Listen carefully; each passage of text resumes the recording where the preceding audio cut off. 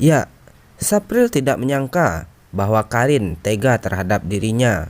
Sebagai istri, Karin sudah gagal total menjaga amanah suami ketika ditinggal mencari nafkah di luar kota. Karin malah nyah-nyoh pada laki-laki yang bukan muhrimnya. Karin benar-benar sudah gelap mata, nekat berselingkuh dengan tetangganya sendiri, yang rumahnya hanya berjarak 5 langkah.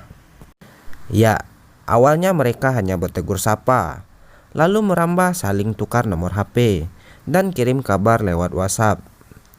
Dan setelah itu mereka mulai chat-chatan mesra. Ya, belum sebulan naik derajat, sudah berani keluar bareng. Sudah diingatkan, tapi Karin tetap cuek bebek. Sampai akhirnya, si tetangga yang bernama Doyo sudah berani datang ke rumah Karin. Tentu saja ketika suaminya sedang tidak berada di rumah. Bejatnya lagi, Karin tak hanya menjamu Doyo di teras rumah, tapi lebih ke tempat pribadi, yaitu kamar tidurnya bersama suaminya. Sapril adalah seorang surveyor yang bekerja melakukan survei proyek besar di kawasan Jawa Timur.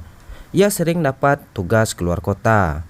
Karena alasan itulah Karin sering ia tinggalkan. Otomatis, nafkah batin pun menjadi jarang diberikan oleh Sapril. Dan hal inilah yang dimanfaatkan oleh Karin. Ia memanfaatkan kelengahan suaminya untuk berselingkuh dengan Doyo. Mereka mulai jalan bareng, makan bareng, dan pergi keluar bersama tanpa sepengetahuan oleh suaminya. Ia tidak menghiraukan dan memikirkan bagaimana suaminya bekerja keras di luar kota. Kisah cinta mereka bersama, mereka selalu abadikan, dan mereka selalu jalan kemanapun mereka suka. Dan lebih menyesakkan, kamar pribadi Sapril dengan istrinya dijadikan ajang mesra-mesraan antara Doyo dengan istri Sapril. Hal itu pun terjadi berulang-ulang. Bahkan mereka selalu melakukan adegan tidak senonoh di atas ranjang. Sementara Sapril tetap bekerja di luar kota. Dia hanya sekali sebulan pulang ke rumah. Alasan itu dia lakukan demi kehidupan yang lebih baik. Menurut dia harus mengorbankan banyak hal untuk menjadikan keluarganya bisa tercukupi secara ekonomi. Lanjut cerita, Karin tinggal di rumah bersama asisten rumah tangganya, serta satu buah hati yang masih balita, hasil pernikahannya yang baru 5 tahun ini. Disinilah mulai petaka bagi Karin. Tanpa tahu alasannya, ART tersebut mulai curiga, karena ketika rumah dalam keadaan sepi, selalu terdengar suara aneh dari dalam kamar nyonyanya. Suatu ketika, ART tersebut pun penasaran dan memperhatikan gerak-gerik Karin bersama Doyo di rumahnya. Sembari pura-pura tidak tahu, si ART pun sempat memotret mereka ketika berada di rumah. Bahkan saking penasarannya, si ART pun juga sempat merekam kegiatan Karin bersama Doyo dengan cara menyembunyikan ponselnya. Ternyata yang dilakukan Karin adalah melakukan hal-hal yang tidak senonoh di dalam rumahnya.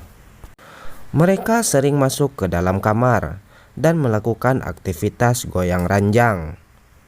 Melihat kejadian itu, ART tersebut langsung melaporkannya lagi kepada Sapril. Dan tidak lama kemudian, Sapril pun bergegas pulang tanpa sepengetahuan Karin. Ketika di rumah, Sapril pun memergoki sendiri istrinya berduaan di rumah bersama Doyo. Kaget tidak karuan, Karin langsung berpura-pura tidak terjadi apa-apa. Ketika ditunjukkan video dan juga beberapa foto hasil jepretan ART-nya, Karin tidak bisa berkata-kata lagi.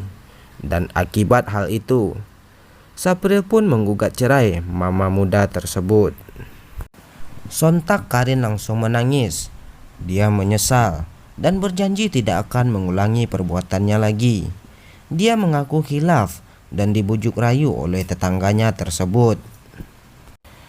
Tapi Sapril tetap bersikukuh. Menurutnya, pengkhianatan adalah pengkhianatan. Seminggu kemudian, gugatan cerai Sapril diterima di pengadilan agama dan mereka pun resmi bercerai.